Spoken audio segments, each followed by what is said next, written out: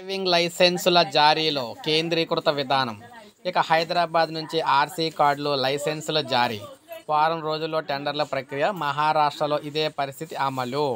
వాహనాల registration certificate RC, driving లైసెన్సుల జారీలో తీవ్ర జాప్యం జరుగుతుందని వాహనదారుల నుంచి ఫిర్యాదులు వస్తున్న నేపథ్యంలో ప్రస్తుత విధానాన్ని మార్చాలని రవాణా శాఖ నిర్ణయించింది.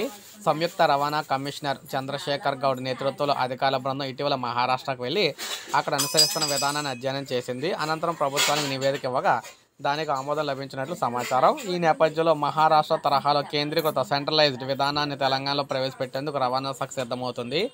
వారం 10 రోజుల్లో టెండర్ల ప్రక్రియ ప్రారంభిస్తున్నట్లు సమాచారం. ఈ విధానం అమల్లోకి వస్తే వాహనదారులకు త్వరగా కార్డులు అందుతాయని, పారదర్శకత ఉంటుందని రవాణా శాఖ అధికారులు అయితే చెబుతూ ఉన్నారు. ఇక రోజుకు 9 నుంచి 12,000 ఆర్సీలు, లైసెన్సులు అయితే ఇవ్వడం జరుగుతుంది. రాష్ట్ర వ్యాప్తంగా 62 ఆర్టీఓ కార్యాలయాలు ఉన్నాయి.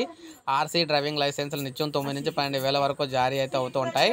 4-5 రోజుల్లో వాహనదారులకు అందాల్సిన ఈ ఆర్సీలు, లైసెన్సులు 2-3 నెలలకు కానీ అందటం లేదు. హైదరాబాద్ పరిధిలో పెద్ద అంబర్పేట మున్సిపాలిటీకి చెందిన ఓ మహిళ కారు కొనుగోలు చేసి మనకి 1,97,200 లైఫ్ ట్యాక్స్ చెల్లిస్తే ఆర్టీఓ కార్యాలయ అధికారులు 3 నెలల పాటు ఆర్సీ కార్డు అయితే పంపలేదు. అత్తాపూర్కు చెందిన ఓ ప్రైవేటు ఉద్యోగి డ్రైవింగ్ లైసెన్స్లో తమ చిరునామా మార్చుకునేందుకు ఫీజు కడితే నెల రోజుల తర్వాత కానీ కొత్త చిరునామాతో డ్రైవింగ్ లైసెన్స్ రాలేదు. 2 నెలలు అయితేనే కానీ.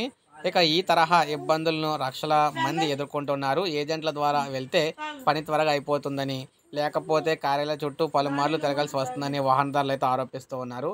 ఈ నేపథ్యంలో డ్రైవింగ్ లైసెన్సు అదేవిధంగా ఈ ఆర్సీలకు సంబంధించి జారీకి సంబంధించి కొత్త విధానం రాబోతుంది అనమాట తెలంగాణలోనే. సో ఇది మనకు అప్డేట్. ఒక లైక్ చేయండి, సబ్స్క్రైబ్ చేసుకోండి, మన ఛానల్ సబ్స్క్రైబ్ చేసుకోండి.